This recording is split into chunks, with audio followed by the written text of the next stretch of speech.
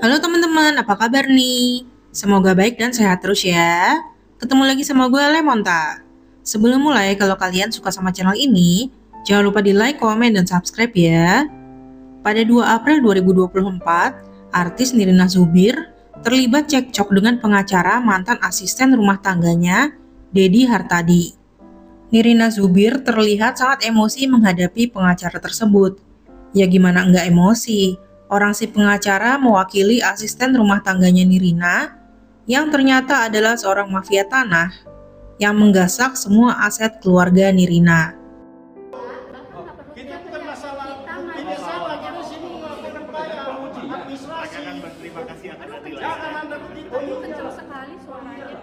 Bisa loh ngomong normal. Nggak ada. Biasa saja. Biasa-biasa aja. Keluar pun Anda bilang jangan lewat sini. Bisa dong lewat sana. Coba teman-teman bilang nih. Teman-teman dengar nggak saya bilang? Oh silakan aja putar Kan lagi bisa nanti lewat kameranya. sana. Putar lagi aja kameranya nanti.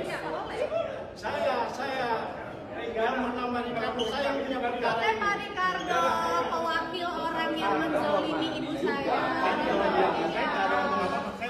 Bapak bisa suara kencang nggak ya? Itu nggak bisa. Emang pikirin saya nggak pernah lagi. Jangan merasa lepas. Mafia tanah kok dibelain. Anda kalau berhubungan dengan baca dengan cara Tersangka dan terdakwa pun boleh dibela. Saya manusia yang boleh Anda hormati mengatakan aja. Anda juga mau pakai lawyer nanti kan? tapi saya tahu loh ya saya mewakili orang benar bukan orang yang menzolimi. Thank you. Enggak, saya bukan berita. Siapa Anda di Republik ini bilang viral? Siapa Anda di Republik ini? Jangan. Siapa Anda di Republik ini? Siapa Anda di Republik Anda yang mengatakan itu. Dalam cekcok tersebut, Dedi Hartadi sempat mempertanyakan siapa Nirina Zubir di Republik ini.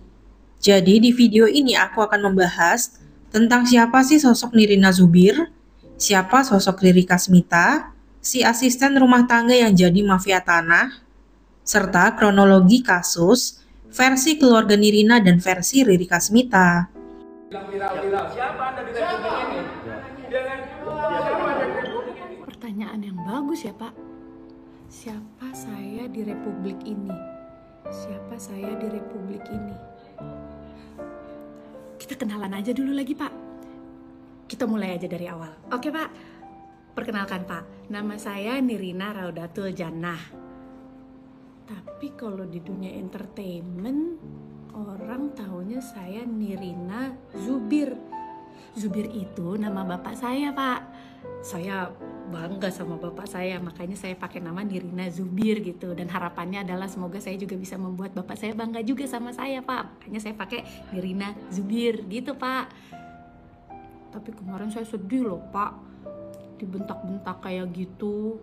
Pak Zubir aja nggak pernah marah-marah kayak begitu, bentak-bentak saya kayak gitu. Tapi udahlah, itu kan kemarin ya Pak ya. Oke Pak, semoga habis ini kita jadi kenal baik.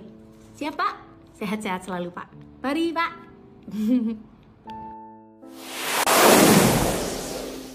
Zubir Amin merupakan seorang diplomat Indonesia yang menikah dengan Cut Indra Martini. Dari pernikahannya, mereka dikaruniai 5 orang anak. Karena pekerjaannya, Zubir Amin pernah tinggal di berbagai negara. Anak keempat mereka, Nirina Raudatul Jannah Zubir atau Nirina Zubir, lahir di Madagaskar tanggal 12 Maret 1980. Karena tinggal berpindah-pindah negara, Nirina jadi bisa berkomunikasi dalam beberapa bahasa, seperti bahasa Inggris, Mandarin Kanton, dan Indonesia. Dia juga sempat mempelajari bahasa Korea, Prancis, dan Jerman. Waktu SD dan SMA, Nirina Zubir pernah tinggal dan sekolah di Hong Kong sebelum akhirnya pulang ke Indonesia. Di Indonesia, tadinya Nirina Zubir mau berkuliah di Fakultas Seni Rupa Institut Teknologi Bandung. Namun keputusan ini ditentang oleh sang ayah yang kemudian mengarahkannya untuk memilih jurusan yang lebih pasti pekerjaannya. Seperti jurusan yang bisa kerja di bank, jadi dokter atau jadi arsitek. Nirina Zubir akhirnya menempuh pendidikan manajemen perbankan di Setie Perbanas. Setelah lulus kuliah, Nirina Zubir memulai karirnya dengan menjadi penyiar radio Prambors selama 8 bulan. Kemudian berlanjut menjadi VJ MTV Indonesia selama beberapa tahun. Di tahun 2004, Nirina Zubir memulai debut akting di film berjudul 30 Hari Mencari Cinta. Dilanjutkan dengan banyak film seperti Mirror dan Belahan Jiwa. Di tahun 2007, Nirina Zubir semakin dikenal lewat film berjudul Heart. Setelah itu dia lanjut main di banyak film seperti Love is Cinta, Kamulah Satu-Satunya, Get Married 1, 2, 3, 4, 5, Keluarga Cemara 1, 2, sampai Pesugihan Bersekutu dengan Iblis, dan jatuh cinta seperti di film-film. Selain berkarir di dunia film, Nirina Zubir juga pernah bermain sinetron, web series, jadi model video klip, jadi penyanyi, dan jadi presenter. Di tahun 2009, Nirina Zubir menikah dengan Ernest, musisi dan gitaris dari band Coklat. Dari pernikahan tersebut, mereka dikaruniai 2 orang anak. Pada 12 November 2019, Ibu Nirina Zubir tutup usia. Hal ini tentu aja membuat Nirina Zubir sangat kehilangan, karena sang ibu meninggal dalam tidurnya. Belum sempat rasa duka itu sirna, Nirina Zubir dan keluarganya harus menghadapi masalah dengan asisten rumah tangga ibunya. Siapa sangka, asisten rumah tangga bernama Riri Kasmita itu ternyata adalah komplotan mafia tanah. Dirangkum dari berbagai sumber, Ibu Nirina Zubir tinggal di sebuah rumah di kawasan Serengseng, Jakarta Barat bersama suami dan anak kelimanya. Keempat anaknya sudah tinggal bersama keluarga masing-masing. Anak pertama, Vinta Kurniawati, tinggal di Malang. Anak kedua, Rahmat Fajrul Islami, tinggal di Tangerang Selatan. Anak ketiga, Fadlan Karim, tinggal di Jakarta Selatan. Sedangkan Nirina tinggal bersama keluarganya di dekat rumah sang ibu, yaitu di kawasan Serengseng, Jakarta Barat. Sehari-harinya, Ibu Nirina mengelola usaha kos-kosan. Di pemberitaan, Riri Kasmita selalu disebut sebagai ART-nya Ibu Nirina. Namun, Nirina pernah menjelaskan tentang asal-muasal Riri Kasmita sebelum akhirnya tinggal di kosan milik sang ibu. Jadi awalnya, sang ibu punya seorang teman, kita sebut aja si A. Si A memiliki suami, sebut aja si B. Otomatis Ibu Nirina juga jadi berteman sama si B kan? Lalu kemudian si A meninggal dunia, sehingga si B kembali menikah dengan si C. Si C ternyata sudah memiliki anak, yaitu si Riri Kasmita. Namun keluarga si B menolak untuk menerima Riri Kasmita. Sehingga Ibu Nirina berbaik hati menerima Riri Kasmita untuk tinggal di kosan miliknya. Lokasi kosannya ini deket banget sama rumahnya Ibu Nirina. Riri Kasmita, suami dan adiknya menempati 4 kamar kos seharga 4 jutaan dengan cukup membayar 2 jutaan aja. Karena Riri Kasmita merupakan lulusan D4, Ibu Nirina percaya dan memintanya untuk mengurus kosan tersebut. Dia juga dipercaya untuk mengurusi PBB semua aset milik Ibu Nirina. Selain itu, Riri Kasmita juga pernah menjadi asistennya Nirina saat syuting film Liam dan Laila. Nah, setiap ibunya Nirina lagi pergi keluar kota, yang bersihin rumah dan kamarnya Ibu Nirina ya si Riri Kasmita. Jadi posisinya, si Riri Kasmita ini udah dipercaya banget sama ibunya Nirina. Bahkan menurut Riri Kasmita sendiri, dia udah dianggap seperti anak angkatnya Ibu Nirina. Di tahun 2017, Ibu Nirina yang sudah berusia lanjut dan mengalami demensia, merasa berkas-berkas asetnya berupa 6 sertifikat tanah hilang. Ke-6 sertifikat tersebut ada yang masih atas nama penjual, ada yang sudah atas nama Ibu Nirina dan kedua kakaknya. Mengetahui hal ini, Riri Kasmita menawarkan bantuan. Dia mengaku punya kenalan yang bisa mengurus masalah ini. Ibu Nirina pun mempercayai Riri Kasmita untuk mengurus ke-6 sertifikat tersebut. Namun, sampai Ibu Nirina meninggal dunia, kejelasan tentang ke-6 sertifikat tersebut tidak kunjung ada kabarnya. Tidak lama setelah Ibu Nirina meninggal dunia, keluarga Nirina menemukan beberapa catatan di dekat tempat tidur sang ibu. Dalam catatan tersebut, sang ibu menulis tulisan-tulisan seperti, "Duit mama tuh kemana ya? Tanyain ke Riri, surat-surat tanah udah jadi apa belum? Pengurusan surat-surat tanah butuh modal 30-40 juta rupiah. Mama sudah gadaikan perhiasan, tapi belum ada kabarnya." Selain itu, ada juga catatan-catatan yang menunjukkan bahwa Riri Kasmita sering berhutang ke Ibu Nirina. Catatan ini pun diposting di Instagram Nirina sebagai bukti. Singkat cerita, setelah itu semua keluarga Nirina berkumpul dan membahas mengenai beberapa sertifikat tanah tersebut bersama Riri Kasmita. Menurutnya, surat-surat tanah masih dalam proses di notaris PPAT bernama Farida. Keluarga Nirina kemudian minta untuk dipertemukan dengan Farida. Namun yang bersangkutan selalu mengelak dengan berbagai alasan. Karena tidak kunjung ada kejelasan, kakak Nirina kemudian menelusuri sendiri keberadaan ke-6 sertifikat tersebut ke BPN. Hasilnya, ke-6 sertifikat sudah dibalik nama atau seakan-akan dijual. 5 sertifikat dibalik nama ke atas nama Riri Kasmita. 1 sertifikat dibalik nama ke suami Riri Kasmita, yaitu Edrianto. Lebih parahnya lagi, 4 sertifikat sudah dijadikan jaminan pinjaman bank, sedangkan 2 sertifikat lainnya udah dijual.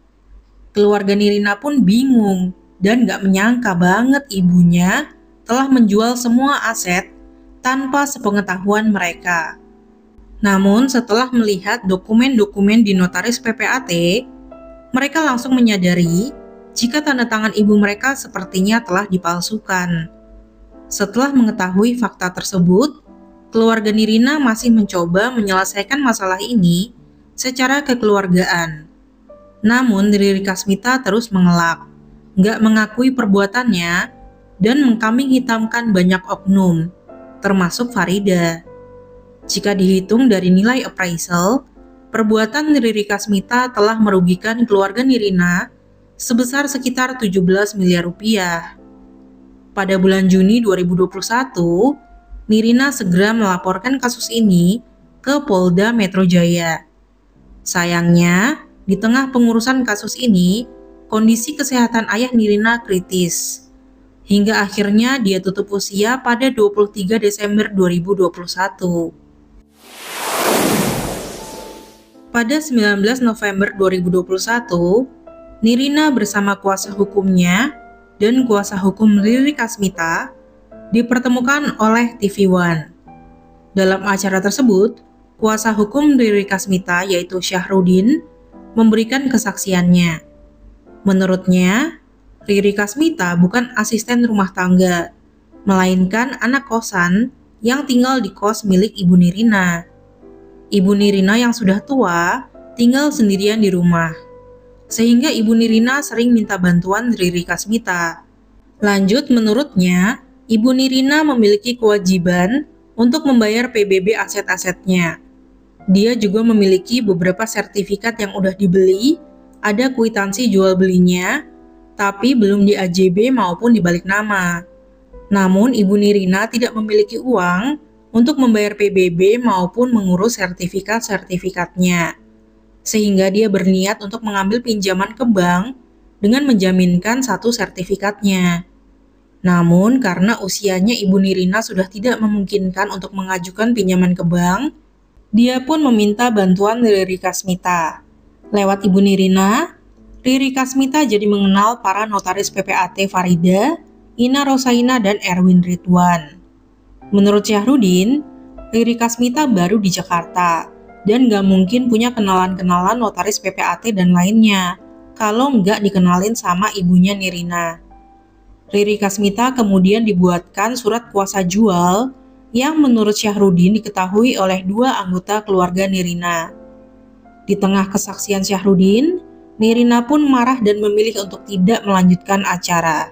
Dirangkum dari kompas.com, Syahrudin mengklaim bahwa ibu Nirina sendirilah yang memerintahkan Riri Kasmita untuk membalik nama sertifikatnya ke atas nama Riri Kasmita. Dia juga meminta Riri Kasmita untuk mengambil pinjaman di bank menggunakan 4 sertifikatnya. Selain itu, menurut Riri Kasmita, Nirina juga menerima hasil penjualan sertifikat kok. Intinya sih dia mojokin ibunya Nirina, seakan-akan semuanya itu ulah ibu Nirina sendiri.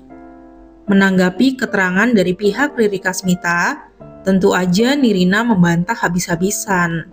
Menurut Nirina, pihak Riri Kasmita sengaja membuat narasi seolah-olah keluarga Nirina tidak dekat dan tidak peduli dengan ibu mereka, serta tega membiarkan ibu Nirina tinggal sendirian di rumahnya, sehingga dia jadi sering minta tolong dan jadi dekat sama Riri Kasmita, bahkan menjadikan Riri Kasmita sebagai anak angkatnya.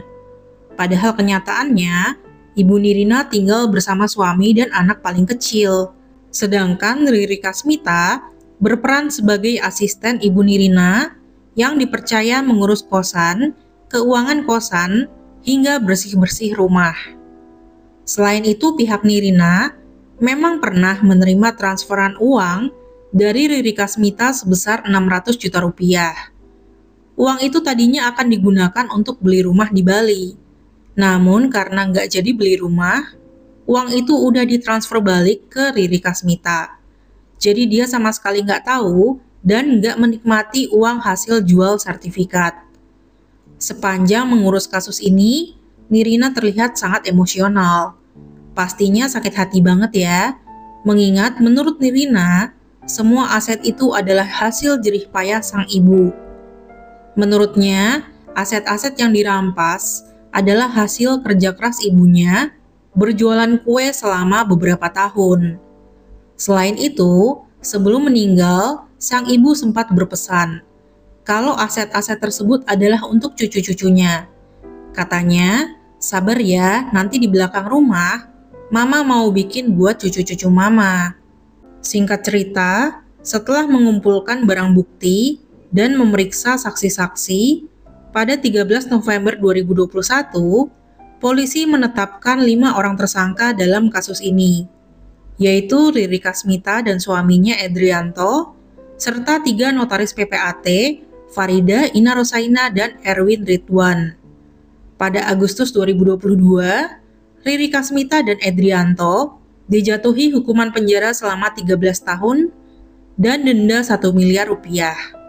Selain itu, notaris PPAT nonaktif Ina Rosaina dan Farida dijatuhi hukuman penjara selama 2 tahun 8 bulan.